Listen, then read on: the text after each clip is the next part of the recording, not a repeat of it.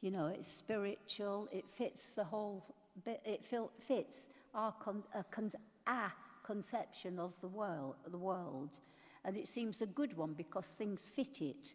And monotheism is not, which is now global, doesn't fit the bill.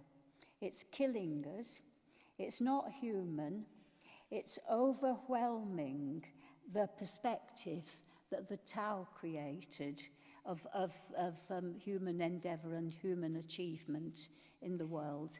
And what I want to say is that the Western powers, starting with Britain, smashed Chinese culture during the 19th century.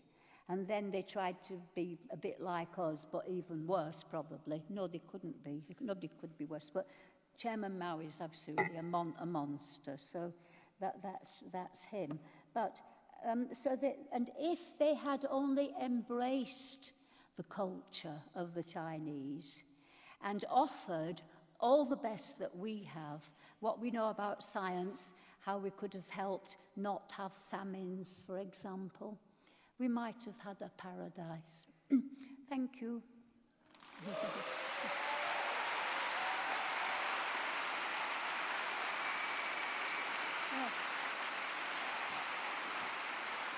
I forgot one more minute. Sorry. I got one more minute. 3.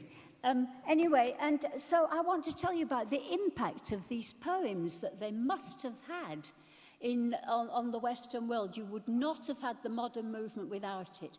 And just to give you an idea of the range of the poems, I'm going to quote another poem which obviously spawned surrealism in the West.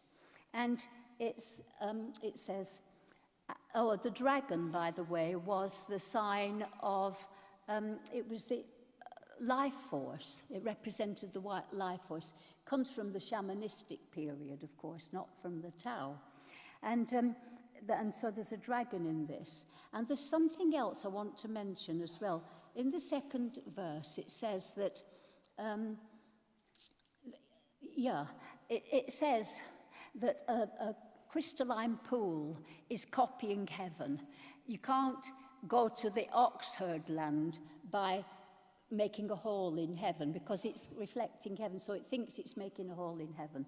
And the oxherd is a constellation. And I just want to tell you that because Chinese people would have known what all these weird things meant.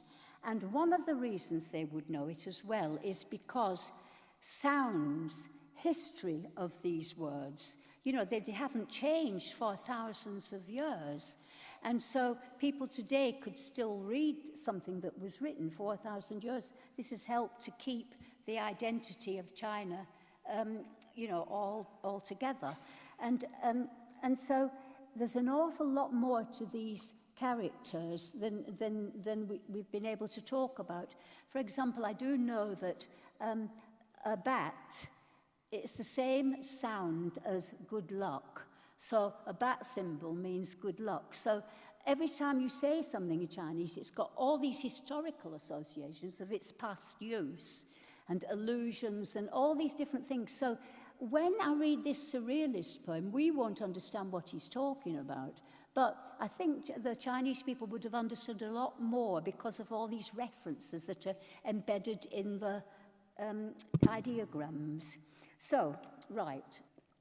As your dragon, bright in the east, white tiger in the west, and in the centre, an auspicious star guiding our affairs. Jar and river, I imagine the jar contains water. Jar and river laugh at a crystalline pool. Cutting a hole in heaven won't lead you to the oxherd land. When heaven's horses go thundering across clouds, Ox Mountain tumbles into pieces, loud as shattered coral.